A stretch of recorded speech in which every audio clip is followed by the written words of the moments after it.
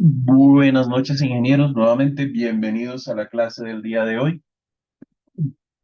Vamos a continuar a partir de nuestro capítulo 5. La vez pasada dejamos unas tres secciones en el tema de la capa física, dejamos unas tres secciones que hablan acerca de medios inalámbricos. Esto lo vamos a volver a ver y lo vamos a volver a ver en detalle. Entonces no nos vamos a detener en clase en ese tema, pero sí es necesario que ustedes lo lean por su cuenta. De hecho, tiene un laboratorio que es bastante interesante. Otra cosa que les quería contar, no vamos a ver nosotros en clase absolutamente todas las secciones. Hay secciones que yo les voy a decir que las lean ustedes porque son secciones meramente teóricas donde no hay mucho que explicar. Sin embargo, si tienen dudas, me las pueden especificar en clase. ¿Por qué? Porque este es un módulo CCNA Fast, esto es acelerado. ¿Qué ocurre? Que no nos da el tiempo para ver en clase como tal absolutamente toda la teoría que hay. Hay mucha teoría que es solo leerla. ¿Listo? Entonces, vamos hoy en nuestra sección 5. Vamos a mirar la parte que habla de sistemas de numeración binaria y nuestra sección 5.1.1 direcciones binarias e IP versión 4. Y esto empieza con sistemas de numeración binario e IP versión 4. Perdón. Nosotros vimos que las direcciones IPv4 están conformadas por cuatro números decimales que van de 0 a 255 separados por un punto, si recuerdan. Y que aparte hay una máscara de subred que también tiene los mismos valores de 0 a 255 separados por puntos y que a cada uno de esos cuatro números se les denominaba octetos porque representaban a ocho dígitos binarios. A nivel de electrónico, los valores que se usan son generalmente valores del sistema numérico binario. ¿Por qué? Porque el sistema numérico binario cuenta únicamente con dos dígitos, el cero y el uno, y se utilizan para representar absolutamente todos los números posibles. ¿Por qué utilizamos a nivel electrónico el cero y el uno? Porque es fácil representar un cero y fácil representar un uno. Es decir, es mucho más fácil que representar cualquier otra unidad. Un cero o un uno lo podemos representar con un aumento de voltaje o un descenso de voltaje, con una variación de la frecuencia o una variación de la amplitud, como lo vimos la semana pasada. Entonces, por esta razón, todos los números que nosotros usamos en nuestras direcciones terminan traducidos a dígitos binarios. De hecho, toda la información que manejamos en nuestro computador termina convertida en ceros y unos.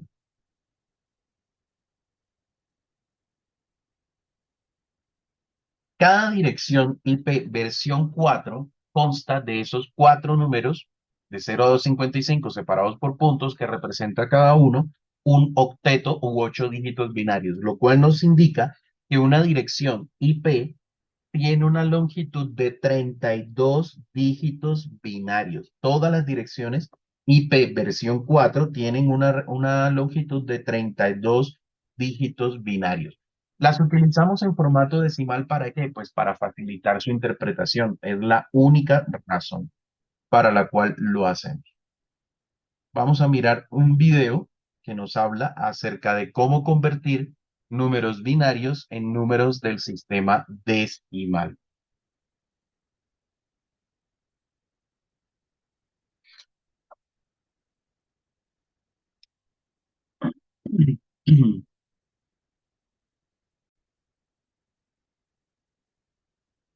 In this video, I'm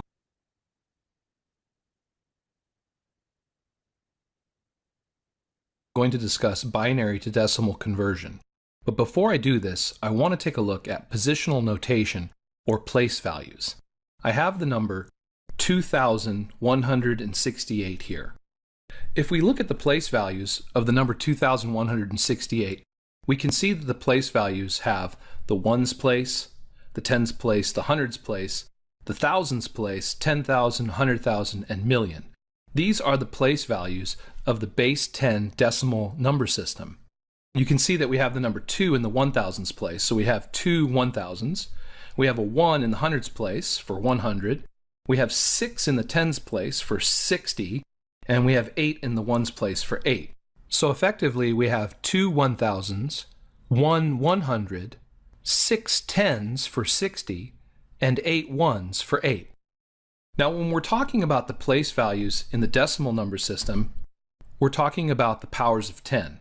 You can see that the ones place is the 10 to the 0, the tens place 10 to the 1, the hundreds place 10 to the 2, or 10 times 10, which is 100. The thousands place is the 10 to the 3, or 10 times 10 times 10, and so on and so forth. So you can see that the place values are based on powers of 10. If we look at the number 2168 then, in long form, we can see that effectively we have 2 1000s, 1 100, 6 tens, and 8 ones, and 2000 plus 100 plus 60 plus 8 totals 2168. This is the type of counting and addition that we learn as children. The decimal system is base 10. It's based on the fact that you have 1 powers of 10, but more importantly, you have 10 characters or 10 numerals in this counting system, from 0 all the way up to 9. So that means that in each place value, you can have anywhere from the number 0 up to the number 9. In other words, if I had the number 9168, I'd simply replace the 2 here with a 9, and now I have 9 1000s totaling 9000 in the 1000s place. So in any one of these place values, you can have the number 0 all the way up to 9. This is the base 10 decimal number system. If we consider binary and look at it in the same light as decimal, binary is a base 2 number system. There's only 2 characters, or 2 numbers, 0 and 1. So under the place values, we can only have zeros or ones.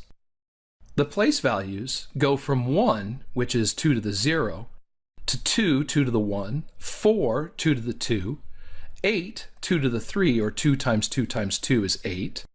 2 times 2 times 2 times 2 is 16. That's 2 to the 4th power, place value of 16. The 32's place, the 64's place, and the 128's place. Notice that I extended the table to 8 place values. That's because 8 bits is an important grouping of numbers. 8 bits makes a byte in computer processing. So now I have the place values for essentially 8 bits. If I want to write the number 168 in binary, I just have to find the corresponding place values and plug in either a 1 or a 0. So I'll go to the 128's place and ask myself, do I need 128 to reach 168? Yes, I do. So I'll put a 1 there. Now, do I need a 64? I already have a 128. If I add 64, I would get 192 because 128 plus 64 is 192. So the answer is no, so I put a 0. I still have 128 now. Now, do I need a 32? 128 plus 32 is 160, so yes, I could use a 1 here. Now I have 160. Do I need a 16? No, that would make 176, which would go over my target number of 168. I'll put a 0 here. What about an 8? If I add an 8, I'll hit the number perfectly. 128 plus 32 plus 8 is 168. I'll follow this up with zeros in the 4's place, the 2's place, and the 1's place. And 168 in binary equals 101010000. I now have 128, I have 132, and I have 8, and 128 plus 32 plus 8 equals 168. If we go to the next slide, you can see now that I'm now charged with converting the number 01101101 to decimal. If I want to go the opposite way and convert this binary number to decimal, all I need to do is plug it into the place values. I'll put it in here, 0, 1, 1, 0, 1, 1, 0, 1. And then add it up. I have a 64 and I have a 32. 64 plus 32 is 96. Plus I have an 8, that makes 104. Plus 4 makes 108. Plus 1 makes 109. This number, converted to decimal, is the number 109. Now let's look at a full IP address in binary. I'll go to my next slide. And you can see in this next slide, I now have a 32-bit IP address, 4 octets, or 32 bits total. If I want to convert this binary IP address to decimal, all I need to do is count up each individual octet. Let's start with the first one right here. We can see that 1, 1, 0, 0, 0, 0, 0, 0. 128 plus 64 is 192. Now, the next octet has 10101. Let's do that one. 0, 1, 0, 1, and then all zeros. If we count up the numbers, 128 plus 32 is 160, plus 8 is 168. The next octet is all zeros with a 1 in the last place in the ones place. This is easy. This is the number 1. All zeros and a 1 in the ones place makes the number 1. And then finally, we have a number here. I'll plug it in here into my table.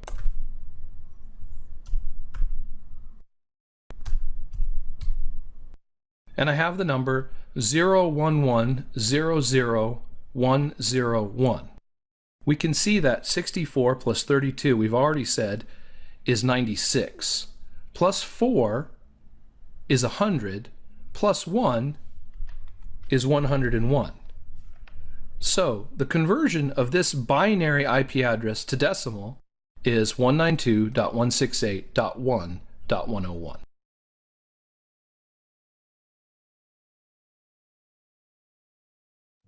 Profesor, una pregunta, entonces, ¿está ese en aprendernos la tablita para poder descifrar los binarios? Básicamente. ¿Por qué? Porque como solamente trabajamos con octetos, entonces de hecho ni siquiera hay que aprenderse la tablita.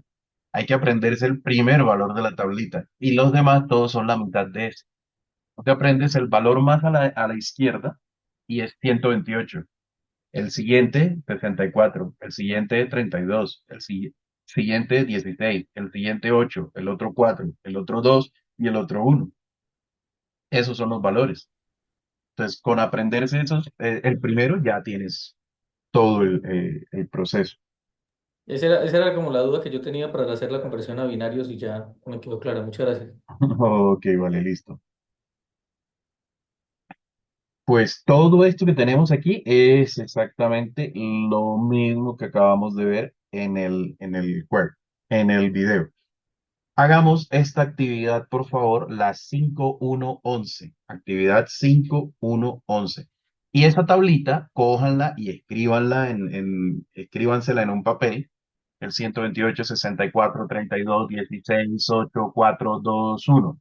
Escríbanla y con eso pueden resolver todas estas cosas de una manera, digamos, un poco más fácil. ¿Listo? Permítame, el 5111, solamente veo que la 511 va hasta la 512, 5111. 5111. Vale, señor, ya la busco. Ok, vale. 5110, perdón, es la actividad.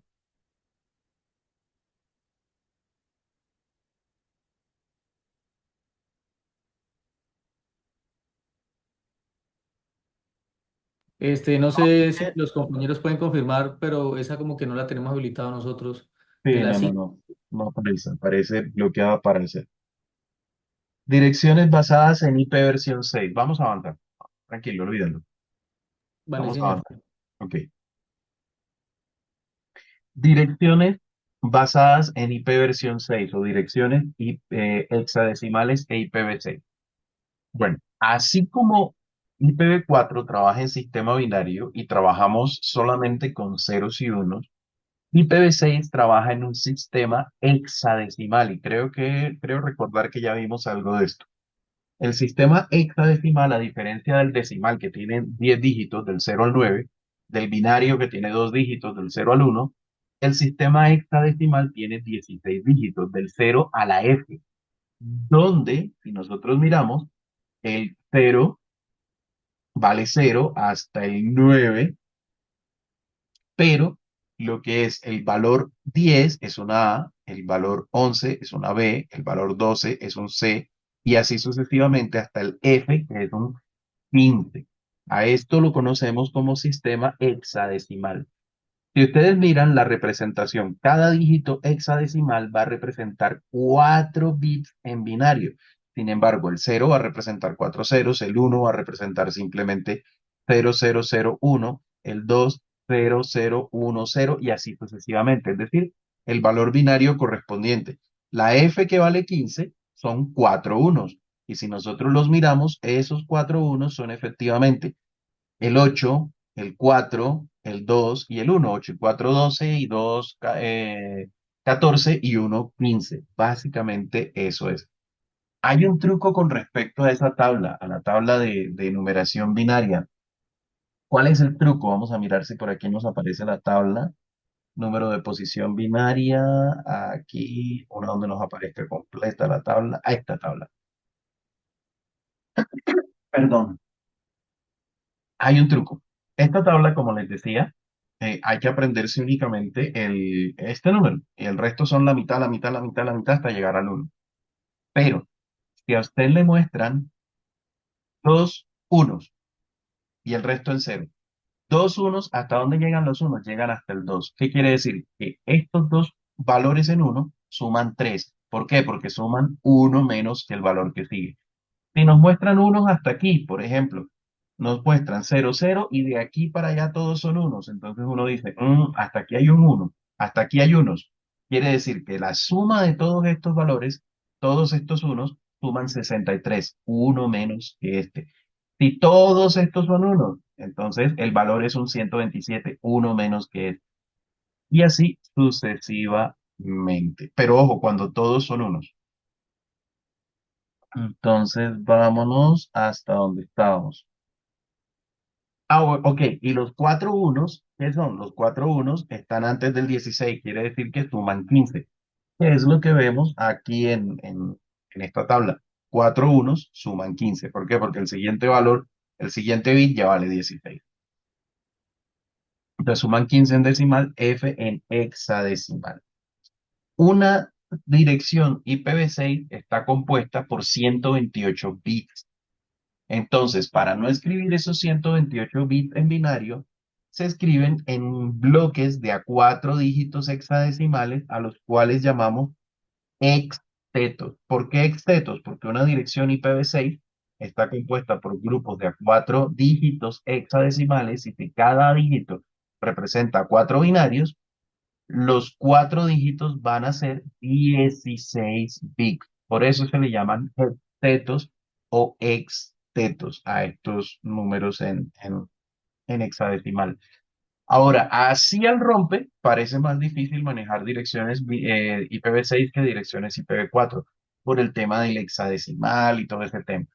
Pero en la práctica es mucho más fácil. ¿Por qué es mucho más fácil? Porque hay que sacar muchos menos cálculos. Es decir, cuando trabajamos con IPv6 prácticamente no tenemos que sacar cálculos. En cambio, cuando trabajamos con binarios, sí nos toca hacer algunos cálculos. Vamos a mirar un video que nos habla de la conversión entre números hexadecimales y números decimales.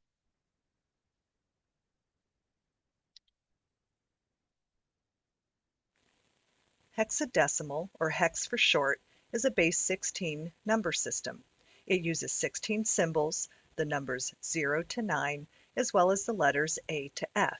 It is based on powers of 16. If we follow the same procedure used for converting binary to decimal, we can write out the place values or positional notation for the hexadecimal number system as well. Here we can see the first 4 place values based on powers of 16.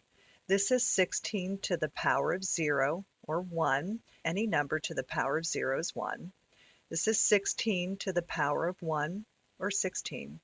This is 16 to the power of 2 or 16 times 16, which equals 256. And this is 16 to the power of 3 or 16 times 16 times 16, which equals 4096. Let's look at the decimal and binary equivalents of each hex symbol. These are the decimal equivalents. Note that the hex symbol A is equal to decimal 10, hex B is equal to decimal 11, and so on until we get to hex F, which is equal to decimal 15. Here are the binary equivalents. Note that each hex symbol can be used to represent a 4-bit binary number. Given that 8 bits is a common binary grouping, we can represent an 8-bit binary number using just 2 hex symbols. In this first example, let's look at converting hex 2a to decimal. First, I'll write out the positional notation for the first 2 powers of 16, then insert the hex symbols below the corresponding place values, 2 under 16 and A under 1. Then I'll multiply each hex symbol by the place value that it's under and add the results together. So we get 2 times 16 plus A times 1. That gives us 2 times 16 plus 10, which is the decimal equivalent of A in hex, times 1, which gives us 32 plus 10, or 42 in decimal. Multiplying or dividing by 16 isn't always easy when doing hex to decimal conversions. Usually it's easier to convert the hexadecimal or decimal value to binary first, then convert the binary number to decimal or hexadecimal.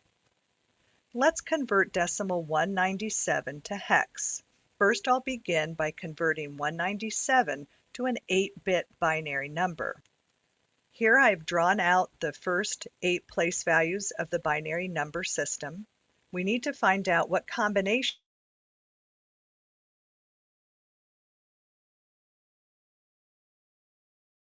on the left side. And starting at the left, if the place value is equal to or less than this number, I'll put a 1 under it and subtract it, and if it's greater, I'll put a 0 under it and move to the next place value. Since I can subtract 128 from 197, I'll put a 1 under it and subtract it, and that gives me 69. I can subtract 64 from 69, so I'll place a 1 under that and subtract it. That gives me 5. 32 is too big, so I'll place a 0 under that. 16 is also too big, so that gets a 0. 8 is also too big. But when I get to 4, I can subtract that, so I put a 1 there, and I subtract it here. 2 is too much, so a 0 goes there, and 1 is just right, so I subtract it, and it results in a 0. Therefore, decimal 197 equals binary 110000101. Next, I'll convert the 8-bit binary number to decimal by first splitting it into 2 4-bit binary numbers, and then I'll rewrite the first 4 binary place values above each half. So here I have 1, 2, 4, 8, and then repeated on the left 1, 2, 4, 8. Then I'll convert each half to decimal and then each decimal to its equivalent hex value. On the left side, we get 8 plus 4, which equals 12, and on the right side, we get 4 plus 1, which equals 5. If we convert those to hex, 12 decimal is the equivalent of C in hex, and 5 decimal is the equivalent of 5 in hex. Therefore, 197 in decimal is C5 in hex, or it can also be written with a 0x preceding it to indicate that what follows is written in hexadecimal. Lastly, let's look at converting from hex to decimal, but this time we'll convert to binary first instead of going straight to decimal like I did in the first example. I'll convert the hex 9F to decimal. First, convert each hex symbol to its 4-bit binary equivalent. I have hex 9, which is the same as decimal 9, and that gives me 1001. And then I have hex F, which is equivalent to decimal 15, and that gives me 1111 in binary. Next, I'll combine them into one 8-bit binary number. So here I have the first 8 place values in binary, and then I'll convert to decimal, and that gives me 128 plus 16 plus 8 plus 4 plus 2 plus 1, or 159 in decimal. There are often several ways to approach converting between number systems. You should use the one that works best for you.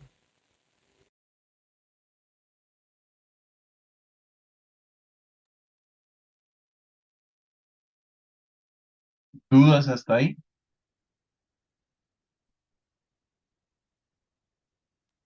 No, señor, la práctica, la práctica.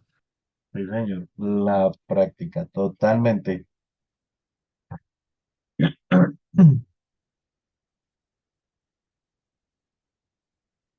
Listo. 6. Capa de enlace de datos. La capa de enlace de datos. Aquí tenemos un paquete teórico también bastante amplio. Switching Ethernet, capa de red. Bueno, vamos a ver la capa de enlace de datos. Este es importante, también lo vamos a ver varias veces en el módulo. Vamos a ver varias veces temas de la capa de enlace de datos, pero pues, vamos a abordar aquí a ver qué nos dice la documentación. La capa de enlace de datos del modelo OSI capa 2, recuerden que en TCP/IP esto está dentro de la capa de acceso a la red, lo que es la capa de acceso a la red que combina la capa de enlace de datos y la capa física. Entonces, en el modelo OSI es la capa 2.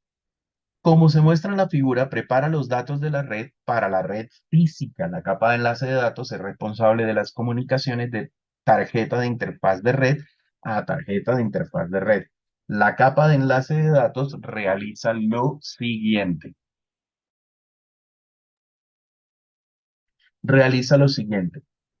Permite, esta pregunta es clave, esta función es clave. Permite que las capas superiores accedan a los medios. El protocolo de capa superior no conoce completamente el tipo de medio que se utiliza para enviar los datos. Eso es clave. La capa de Internet o la capa 3 o la capa de red, como la quieran conocer, no conoce los medios y la capa de enlace de datos es la que permite que los medios, las capas superiores o los protocolos de capas superiores accedan a los medios de red. Acepta datos generalmente paquetes de la capa 3, es decir, IPv4 o IPv6, y los encapsula en tramas de capa 2. Eso ya lo hemos visto muchas veces en el proceso de encapsulamiento o encapsulación. Los paquetes llegan a la capa de acceso a la red o a la capa de enlace de datos y se convierten en tramas, agregándole un encabezado y un tráiler de trama. Intercambia tramas entre puntos finales a través de los medios de red. Recibe datos encapsulados, generalmente paquetes de la capa 3, y los dirige al protocolo de capa superior adecuado.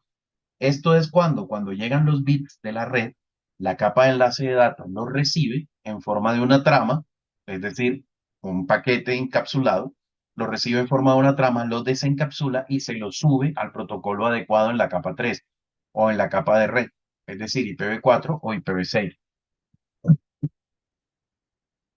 Realiza la detección de errores y rechaza cualquier trama dañada. Son funciones de la capa de enlace de datos. Y aquí pues los tenemos. Capa de enlace de datos, recibe paquetes de la capa 3, recibe tramas de la capa 2, le permite a las capas superiores acceder a los medios de red. En redes de equipos, un nodo, este término es importante recordarlo, es un dispositivo que puede recibir crear, almacenar o reenviar datos a lo largo de una ruta de comunicaciones. Un nodo puede ser un dispositivo final, como un portátil, un teléfono móvil, un dispositivo intermediario, como un switch Ethernet.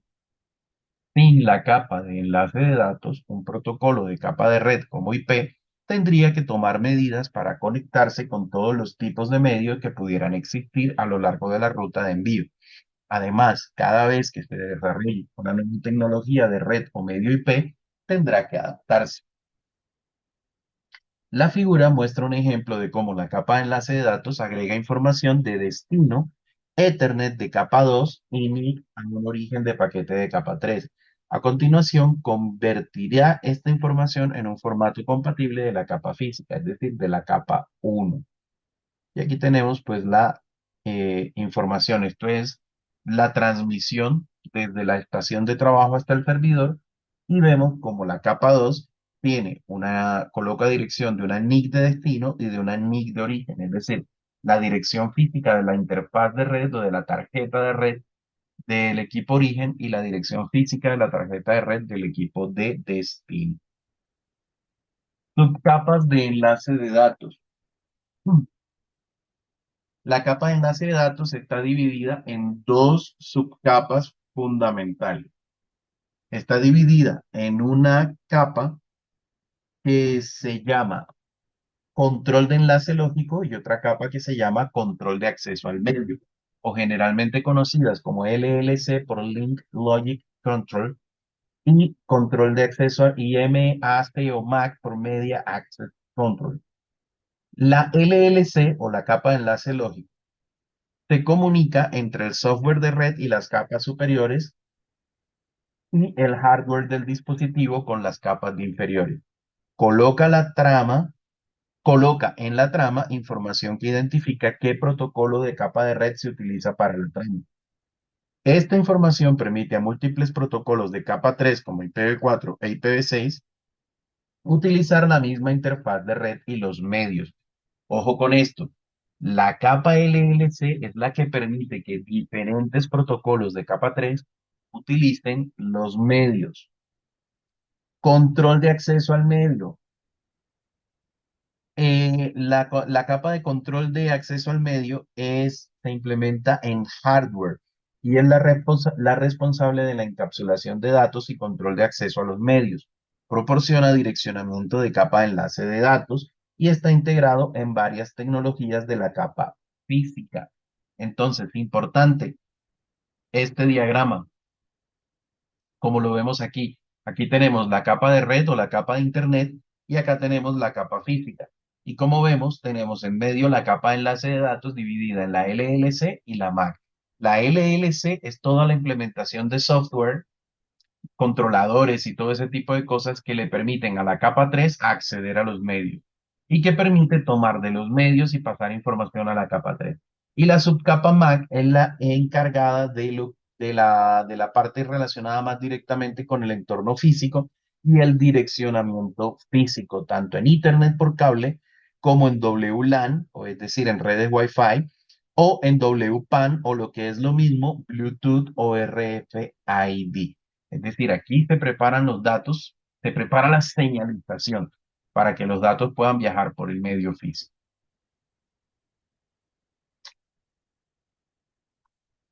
Nos dice, la subcapa LLC toma los datos del protocolo de red, que generalmente es un paquete IP versión 4 e IPv6, y agrega información de control de capa 2 para ayudar a entregar el paquete al nodo de destino. La subcapa MAC controla la NIC y otro hardware que es responsable de enviar y recibir datos en un medio de LAN o MAN con cable o inalámbrico. La subcapa MAC proporciona encapsulación de datos.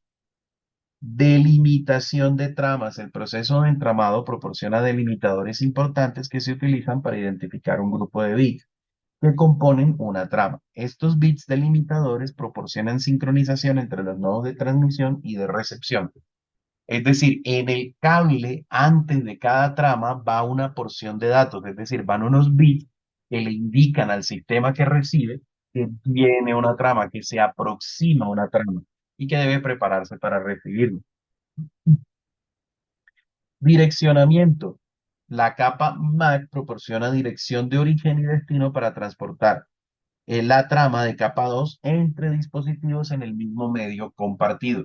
De hecho, esa dirección de capa 2, la dirección física o la dirección MAC, es la dirección que utilizan los switch para determinar por cuál puerto deben reenviar las tramas que reciben de las estaciones de trabajo. Detección de errores. Cada trama contiene un tráiler utilizado para detectar errores de transmisión. Cuando les pregunten la función del tráiler de la trama, la principal función es ayudar en la detección de errores. Allí en el tráiler va algo que se denomina la suma de verificación o el checksum, que se calcula para cada trama y de esta manera se determina si la trama llegó en perfecto estado o si se distorsionó o se corrompió la trama en el camino.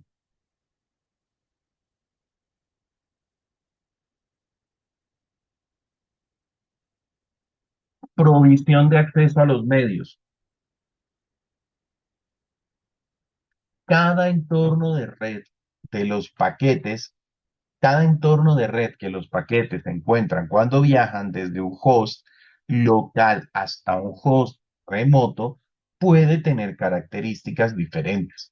Por ejemplo, una LAN Ethernet generalmente consta de muchos hosts que compiten por el acceso en un medio de red. La subcapa MAC resuelve esto. Con los enlaces serie, el método de acceso solo puede consistir en una conexión directa entre solo dos dispositivos, generalmente dos routers. Por lo tanto, no se requieren técnicas especiales para la subcapa MAC.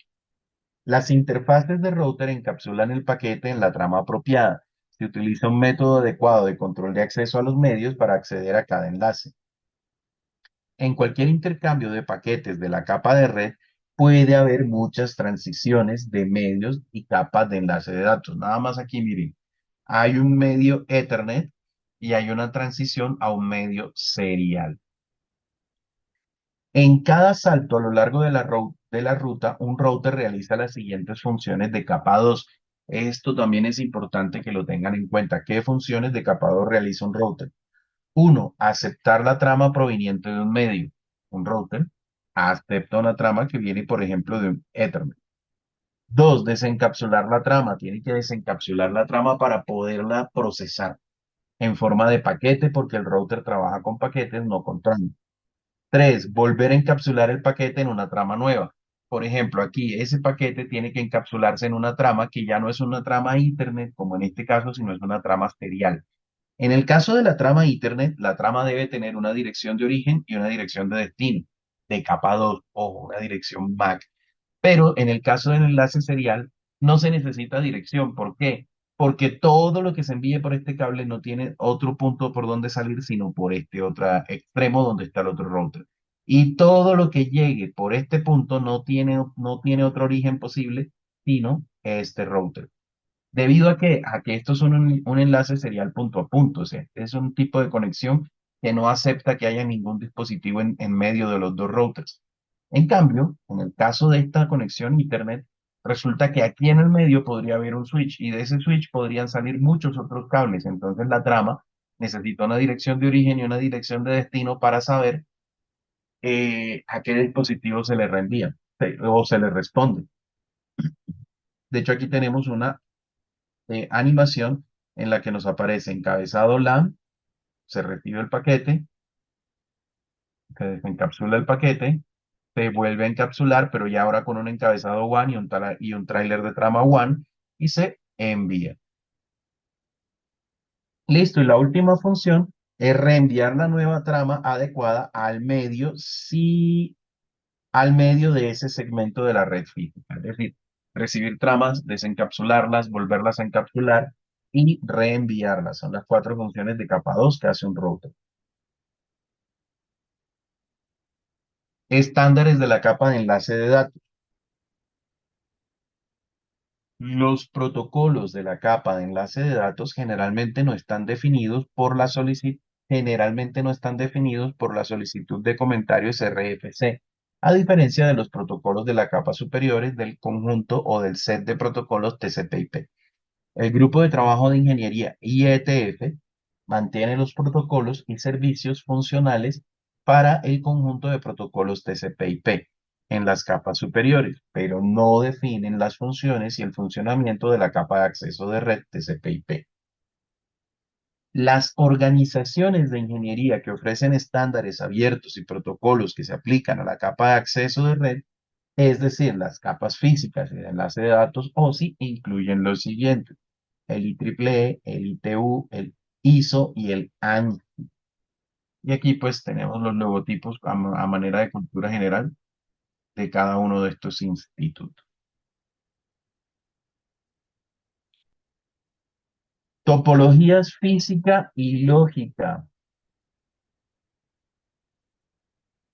Como se aprendió en el tema anterior, la capa de enlace de datos prepara los datos de red para la red física. Debe conocer la topología lógica de una red para poder determinar lo que se necesita para transferir datos de un dispositivo a otro.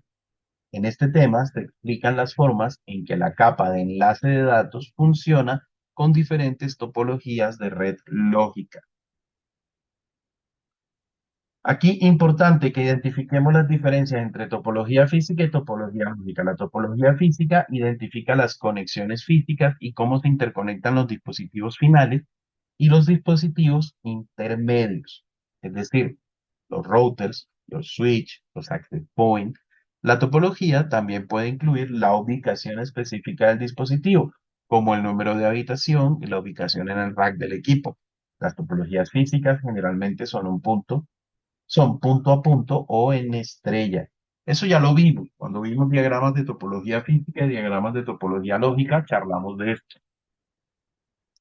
La topología lógica se refiere a la forma en que una red transfiere tramas al nodo siguiente.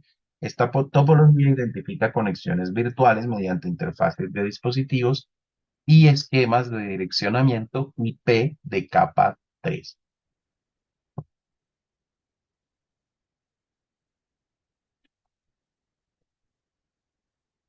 Acá tenemos un ejemplo de topología física, donde importante las ubicaciones de los equipos, las interconexiones entre los equipos, la ubicación de los equipos, y tenemos un diagrama de topología lógica que tiene la ubicación, pero a través de direccionamientos y las interfaces interconectadas entre los dispositivos. De esto ya, como les digo, habíamos hablado. Tecnologías o topologías de WAN. Dentro de las topologías WAN tenemos la topología punto a punto, donde tenemos básicamente un dispositivo una conexión entre dos dispositivos en la cual no existen conexiones intermediarias entre ellos dos. Topología Hub and Spoke o topología estrella. Esto es una topología en la que todos los puntos remotos están conectados a un punto central y la comunicación entre cada uno de los puntos remotos se hace a través del punto central. Y la topología en malla en la que todos los dispositivos o todos los puntos de la red están conectados con todos los otros puntos de la red.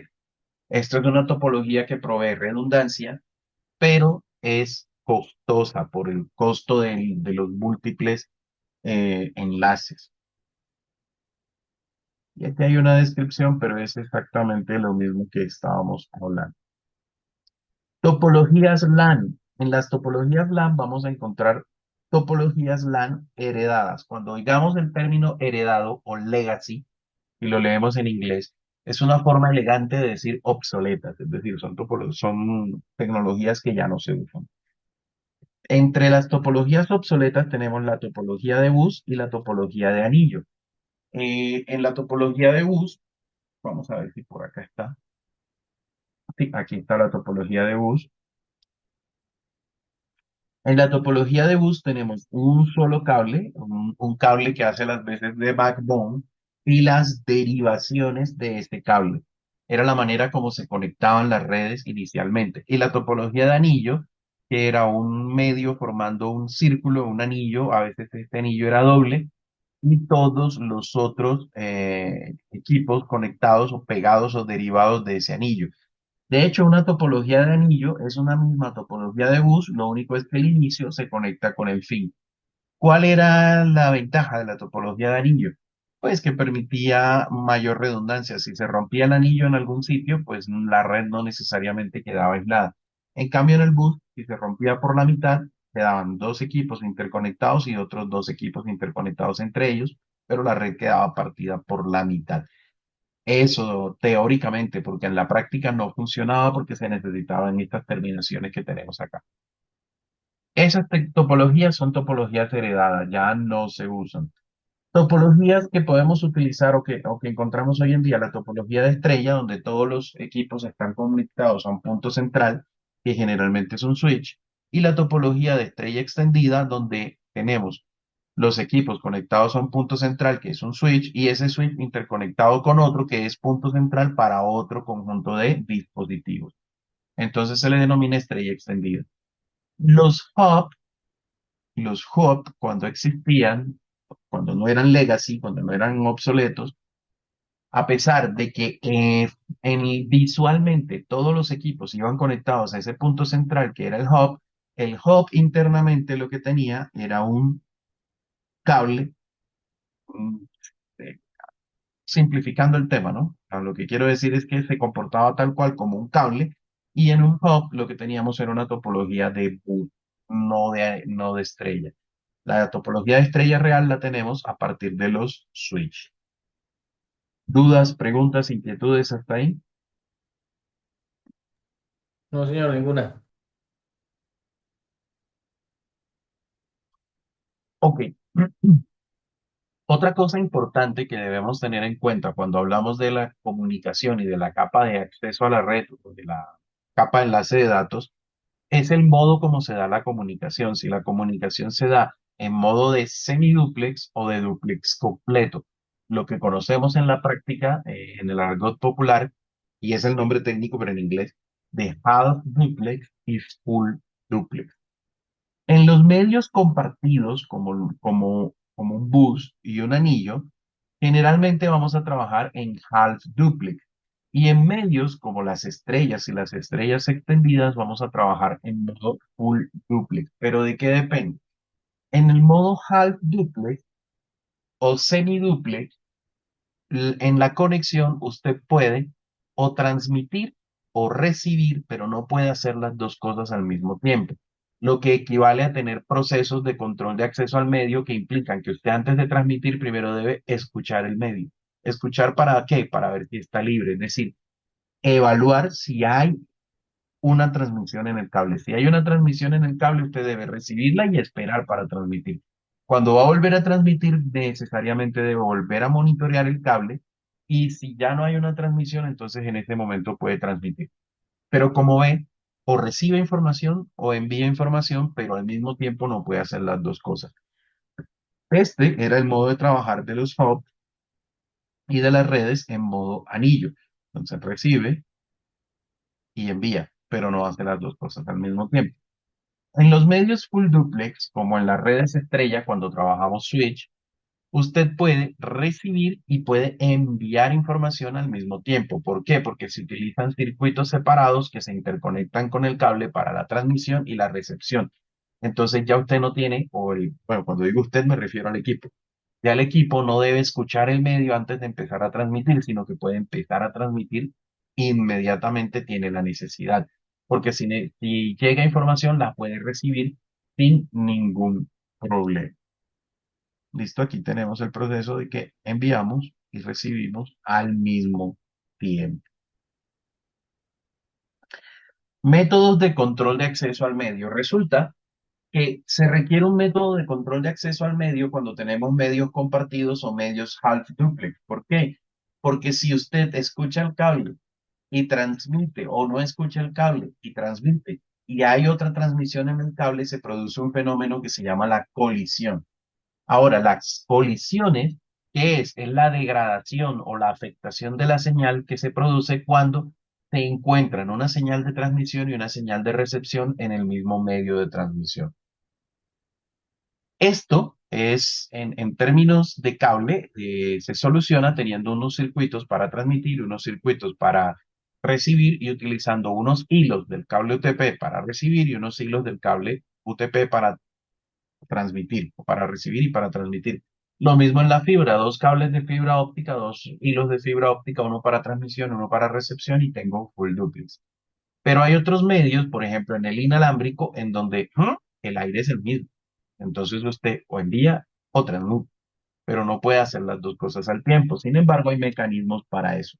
Estos mecanismos de control de acceso al medio que vamos a encontrar son vamos a encontrar métodos de acceso por contienda y acceso controlado o determinístico.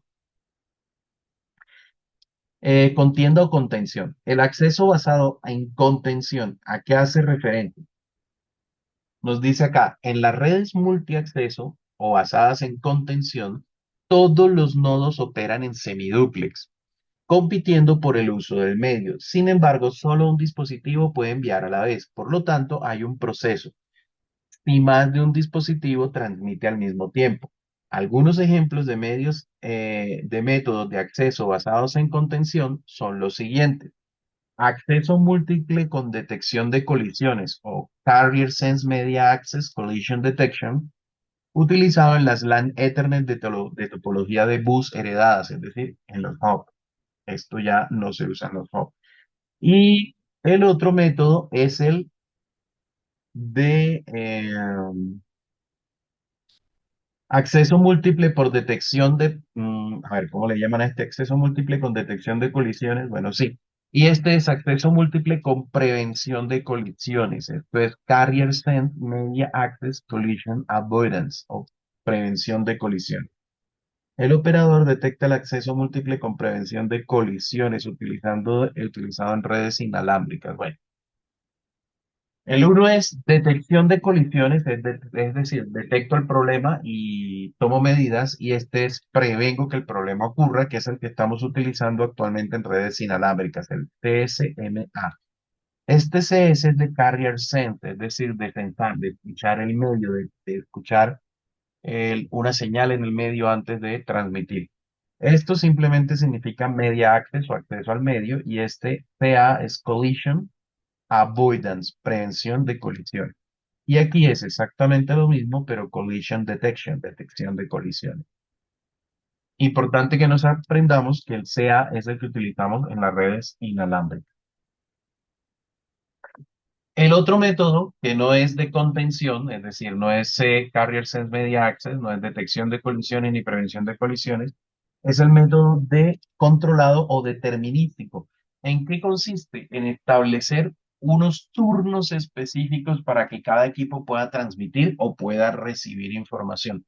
En el caso de las redes de anillo, se utilizaba algo que se denominaba token ring. ¿Y en qué consistía? Básicamente en que en la red se determinaba algo que se conocía como un token. Entonces, ¿qué ocurre? El token era como el privilegio a transmitir. Entonces, supongamos que el token lo tenía este equipo. Este equipo tenía el token y transmitía, y tenía un tiempo para hacer el paso del token, y transmitía. Si no necesitaba hacer transmisiones, lo que hace es que le pasa el token al siguiente equipo, y ese equipo evalúa: ¿necesito hacer transmisiones? Sí, las hago. No, pues no las hago y paso el token. Esto, como ven, previene las colisiones, no vamos a tener problema de que las señales se encuentren allí, pero imagínense lo siguiente: el token lo tiene este equipo, el equipo izquierdo.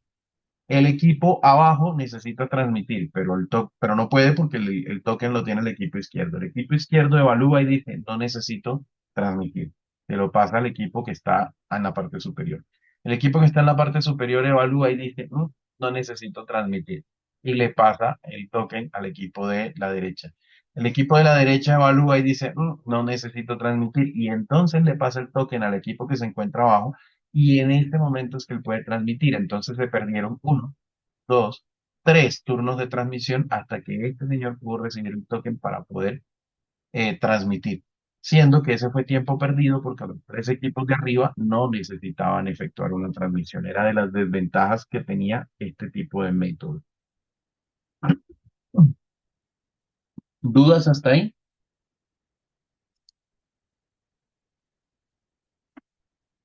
No, señor. Ok, entonces, acceso por contención, detección de colisiones. Entre los ejemplos de redes de acceso basadas en contención se incluyen los siguientes, no en controversia, sino en contienda o contención. las LAN inalámbricas, las Ethernet de topología bus heredadas y las Ethernet Párate aquí arriba los dos. heredadas Y le con pongo un acá hub. una banda.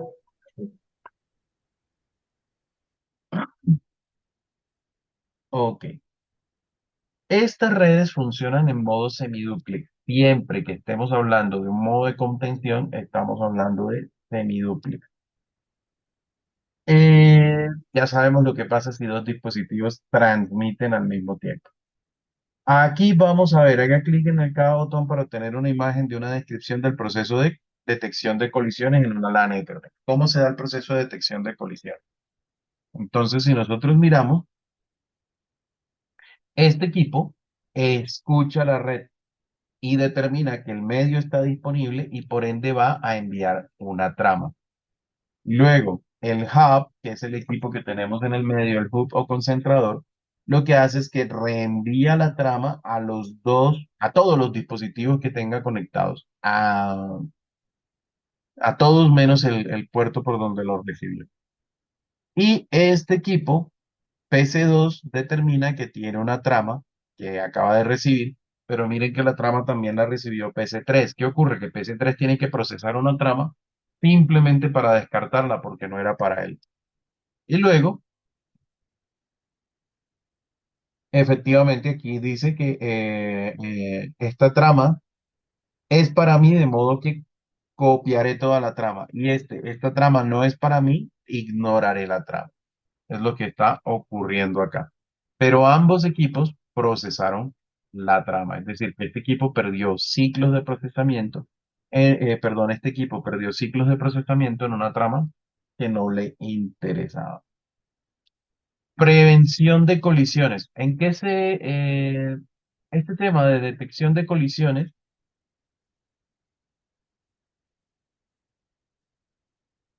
va a detectar? ¿Por qué? Porque ¿qué puede ocurrir? Aquí lo que puede ocurrir es que este equipo escucha y dice, oiga, voy a enviar porque no hay nada en el medio. Y este equipo también escucha y dice, voy a enviar porque no hay nada en el medio. Y ambos envían al mismo tiempo. ¿Qué puede ocurrir? Que puede ocurrir una colisión, porque cuando escucharon, pues no había nada en el medio y ambos al mismo tiempo pusieron algo en el medio. Y se puede dar una colisión. Prevención de colisiones o sí, prevención de colisiones, collision avoidance. ¿Cómo se da esto en el caso de la red inalámbrica? En el caso de la red inalámbrica, este equipo está recibiendo una trama. Estoy recibiendo esta trama inalámbrica. ¿Qué ocurre?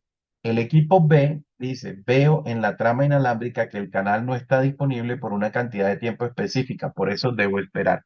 Y aquí veo en la trama inalámbrica que el canal no estará disponible por una cantidad de tiempo específica, por eso debo esperar. Esto es importante, ¿por qué? Porque en la trama Wi-Fi, cada trama lleva más o menos estipulado el tiempo que va a tardar en transmitirse. Entonces, los equipos que detectan la trama pueden determinar el tiempo aproximado en el cual pueden volver a sondear el medio para intentar transmitir. Este proceso es en realidad bastante complejo. ¿Dudas hasta ahí? No, señor. Ok. Como hemos visto, el componente fundamental de nuestra capa de enlace de datos, pues es la trama, es el componente fundamental que vamos a utilizar o que vamos a evaluar. Entonces, la trama. En la capa de enlace de datos se preparan los datos y se encapsulan generalmente un paquete IPv4 y IPv6 para el transporte a través de los medios locales, encapsulándolo en un encabezado y un tráiler de trama. El protocolo de enlace de datos es responsable de las comunicaciones de NIC a NIC, NIC es Network Information Card o tarjeta de red, dentro de la misma red. Si bien existen muchos protocolos de capa de enlace de datos diferentes que describen las tramas de la capa de enlace de datos, cada tipo de trama tiene tres partes básicas. Una trama tiene un encabezado y los datos y el tráiler de trama. Los datos que son un paquete IP, ya sea IPv4 o IPv6. A diferencia de otros protocolos de encapsulación, la capa de enlace de datos agrega información en forma de un tráiler. Todos los otros protocolos no agregan tráiler, agregan solo encabezados.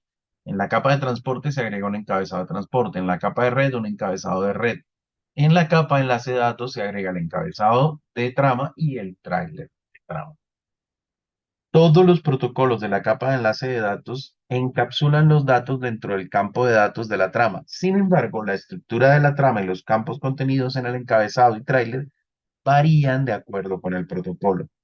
No hay una estructura de trama que cumpla con las necesidades de todos los transportes de datos a través de todos los tipos de medios. Según el entorno, la cantidad de información de control que se necesita en la trama varía para cumplir con los requisitos de control de acceso al medio, la topología lógica y de los medios. Por ejemplo, una trama WLAN, es decir, Wi-Fi, debe incluir procedimientos para evitar colisiones y por lo tanto requiere información de control adicional en comparación con una trama Ethernet. Como se muestra en la figura, en un entorno frágil se necesitan más controles para garantizar la entrega. Los campos del encabezado y del tráiler son más grandes porque se necesita mayor información. Pues en realidad esto no se ve en la figura, pero es real. Campos de la trama.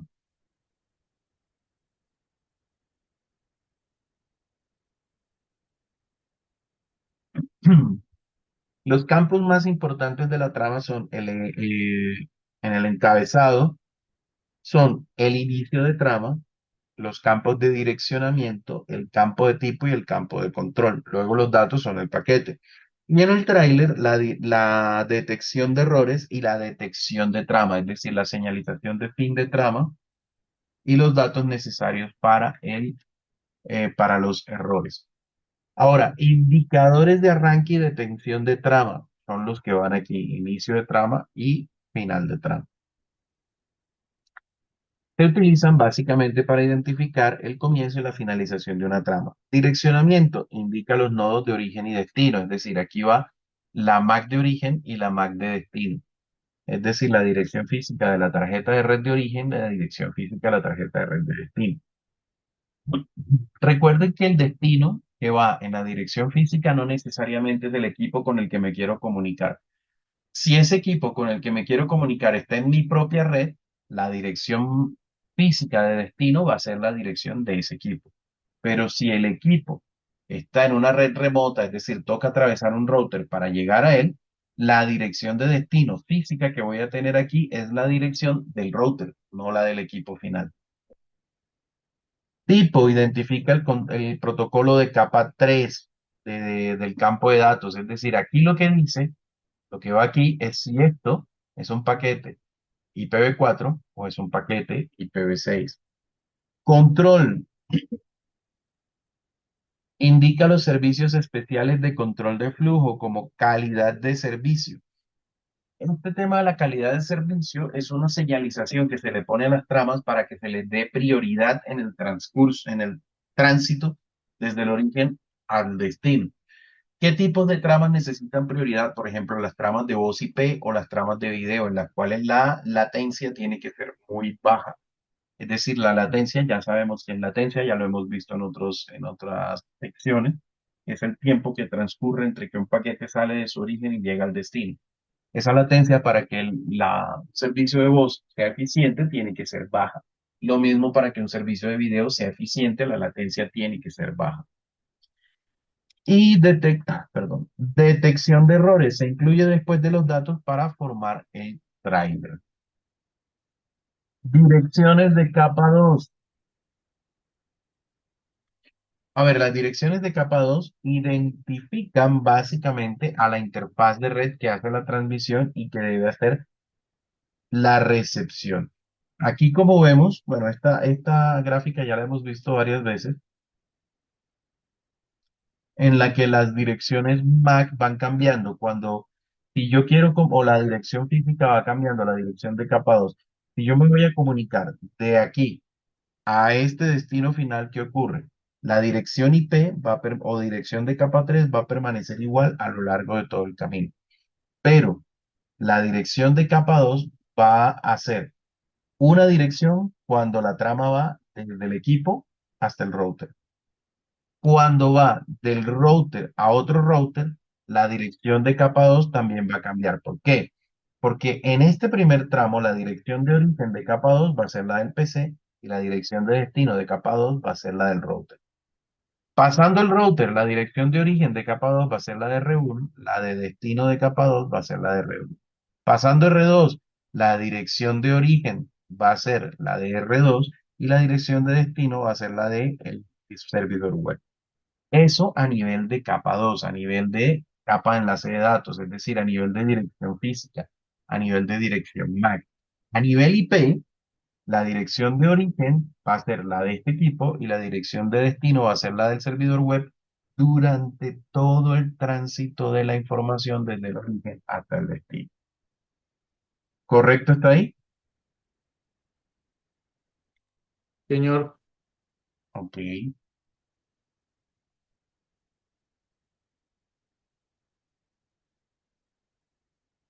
Tramas de LAN y de WAN. Los protocolos Ethernet son utilizados por las LAN cableadas. Las comunicaciones inalámbricas caen bajo los protocolos WLAN, que están descritos en el estándar de la IEEE 802.11. Segundo.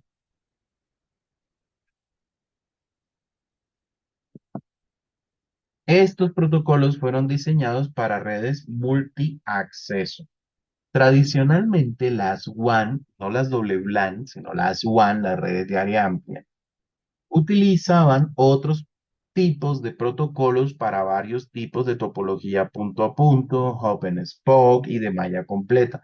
Algunos de esos protocolos WAN comunes a lo largo de los años han incluido protocolo de punto a punto o PPP, Point to Point Protocol, control de enlace de datos de alto nivel o HDLC, el Frame Relay, el modo de transferencia asíncrona o ATM y el protocolo X25. Esto ya prácticamente todo esto está en desuso. Estos protocolos de capa 2 ahora están siendo reemplazados por en la WAN por Ethernet. En una red TCP/IP, todos los protocolos de capa 2 del modelo OSI funcionan con la dirección IP en la capa 3. Sin embargo, el protocolo de capa 2 específico que se utilice depende de la topología lógica y de los medios físicos. Cada protocolo realiza control de acceso a los medios para las topologías lógicas de capa 2 que se especifican. Esto significa que una cantidad de diferentes dispositivos de red puede actuar como nodos que operan en la capa de enlace de datos a implementar estos protocolos. Estos dispositivos incluyen las tarjetas de red, así como las interfaces en routers y switch de capa 2. Vamos a ver, los protocolos de capa de enlace de datos incluyen Ethernet, Ethernet inalámbrico, o bueno, en realidad Ethernet inalámbrico WLAN, protocolo de punto a punto, HDLC y Frame Relay. Aquí tenemos una animación que nos muestra el paso por cada una de esas tecnologías a través del envío de datos. Aquí llevamos una trama 802.11, es decir, WLAN. Aquí un protocolo punto a punto entre los routers, protocolo HDLC, que también es un protocolo punto a punto, pero se conoce como HDLC, transmisión de tramas a través de la WAN. Ahora pasamos a un Ethernet que ya no es inalámbrico y llegamos a nuestro destino final. Entonces, como ven, la trama se va transformando, por ende las direcciones de origen y destino a nivel de la trama también se van cambiando. En cambio, el paquete permanece sin modificaciones desde que sale del origen hasta que llega al destino. El paquete que obviamente va encapsulado en la trama. ¿Dudas hasta ahí? No, señor. Ok, vamos a ver si por fin llegamos a una parte no tan teórica. switching de Ethernet, trabas de Ethernet, dirección MAC. A ver, paquete IPv4, campo del encabezado, limitación.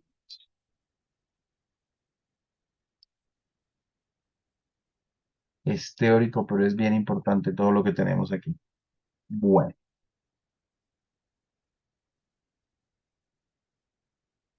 encapsulamiento de Ethernet.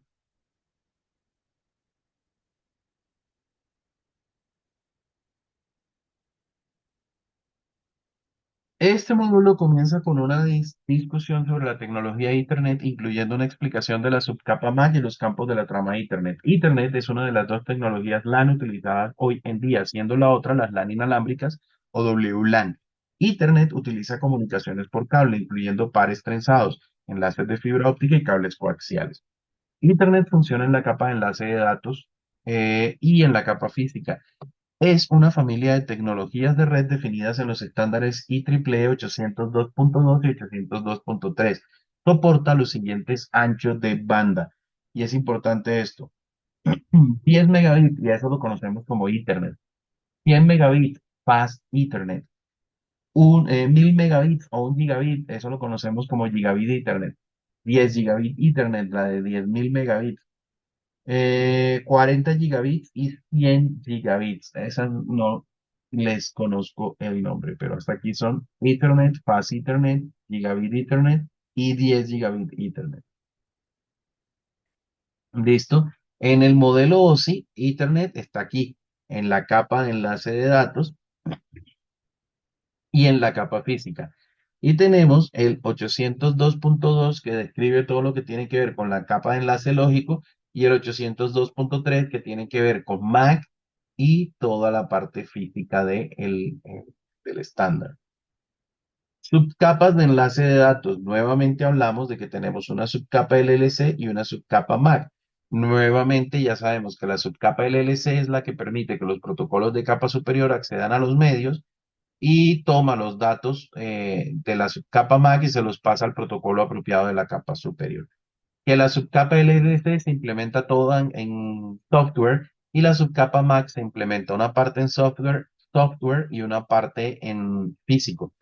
De hecho, en la subcapa Ethernet, la parte MAC es donde estaría el tema de los controladores de las tarjetas de red y eso harían parte de la subcapa MAC. Tramas de Ethernet en la subcapa MAC, la trama de Ethernet. Esta es la estructura interna de una trama Ethernet, direccionamiento de Ethernet. Bueno, no, aquí nos está describiendo la figura. A ver, ¿o no? No se está describiendo la figura. La encapsulación de datos IEEE 802.3, o sea, la encapsulación de datos a nivel de MAC incluye lo siguiente. La trama de Ethernet, el direccionamiento del Ethernet y la detección de errores de Ethernet.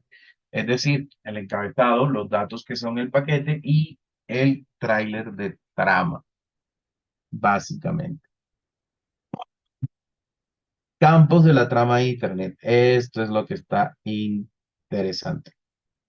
La trama Ethernet puede constar o puede estar entre los 64 y los 1518 bytes.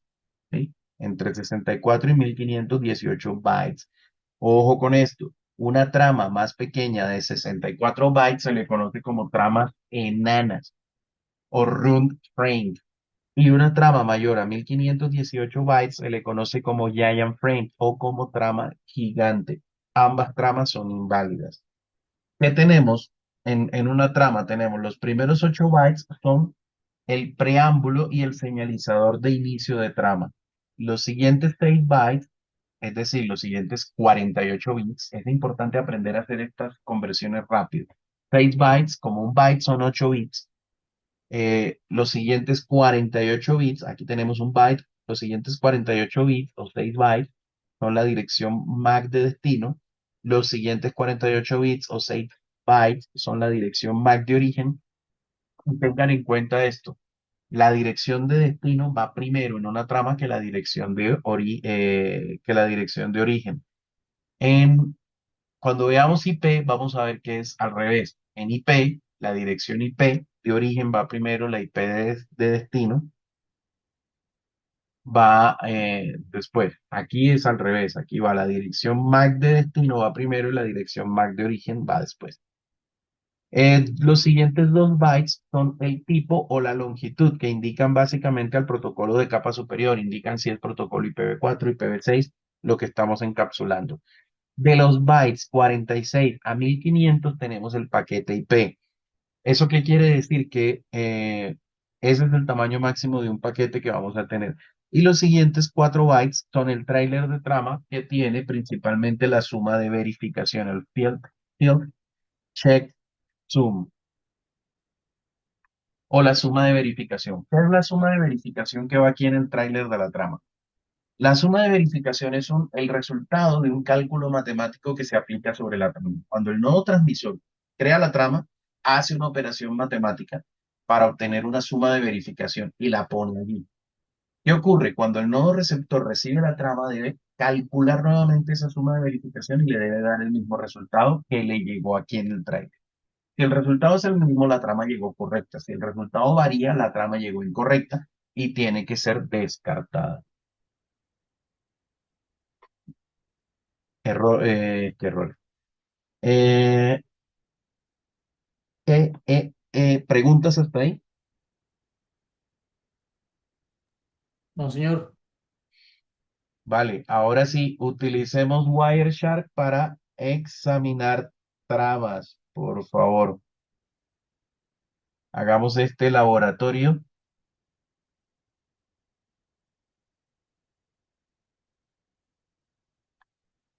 El laboratorio es el 716.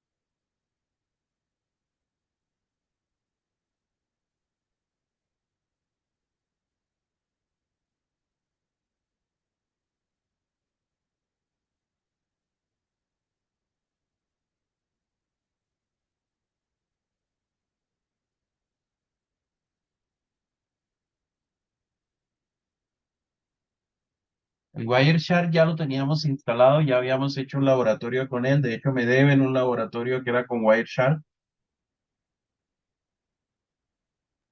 Sí, señor, así es. Bueno, vale. Entonces, arranquemos aquí. Tengo otra duda. Usted también nos había mandado un packet tracer de 465, ¿cierto? Sí, señor. Vale, gracias.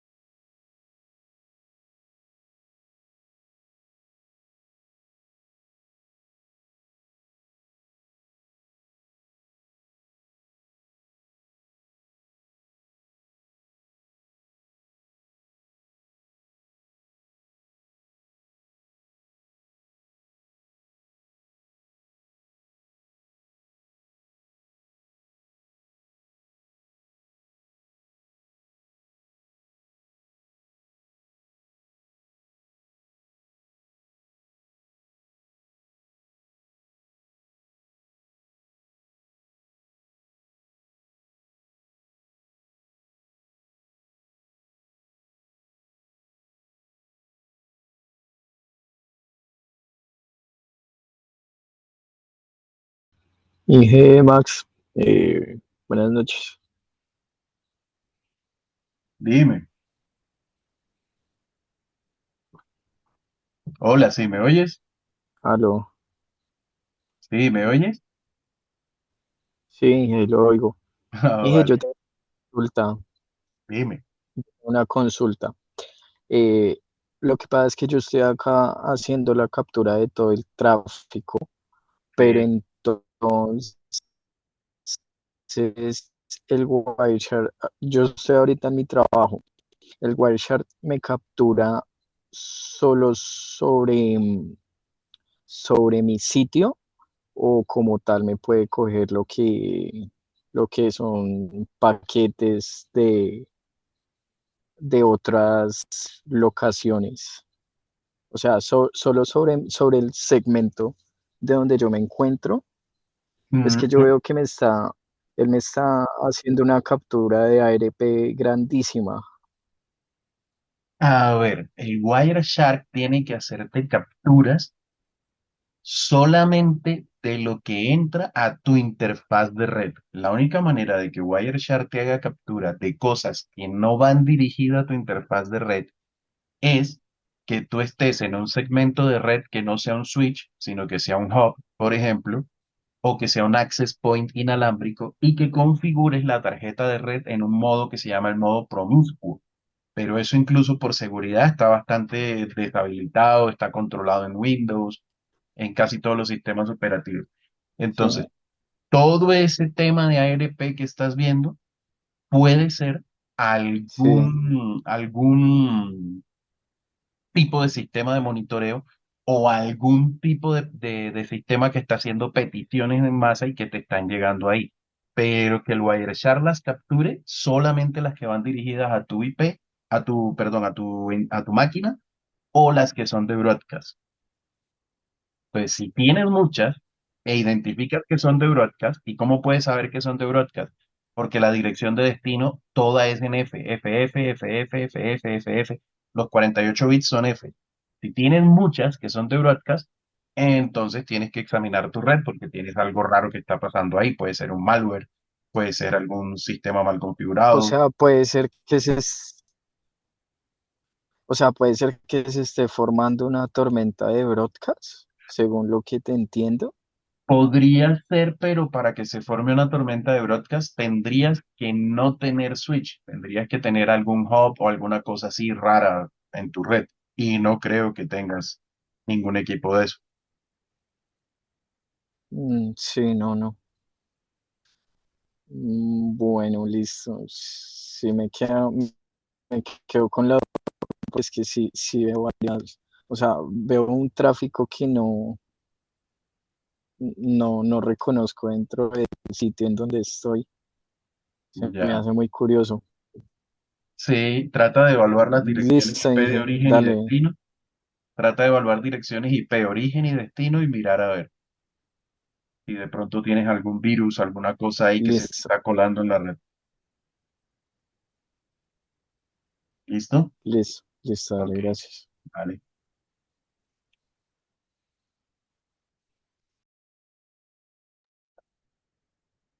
Bueno, chicos, son las 9 de la noche. Quedo pendiente de que me envíen sus laboratorios y nos encontramos nuevamente mañana, ¿vale? Señor, profesor, pregunta, este que estamos realizando también es hasta el sábado con el otro. Pues el otro ya lo terminé, pero entonces, ¿hasta cuándo el plazo de del Hasta el 716? sábado. O sea, bueno, en realidad no el sábado, hasta el fin de semana. Todos los que hagamos siempre tenemos plazo hasta el fin de semana. Pero la idea es que los hagamos en clase para que me puedan hacer preguntas y ese tipo de cosas, ¿vale? Vale, muchas gracias. Bueno, ok. Entonces, nos vemos mañana. Hasta luego. Bueno, hasta luego. Hasta luego. Hasta Bueno, luego. chao, chao.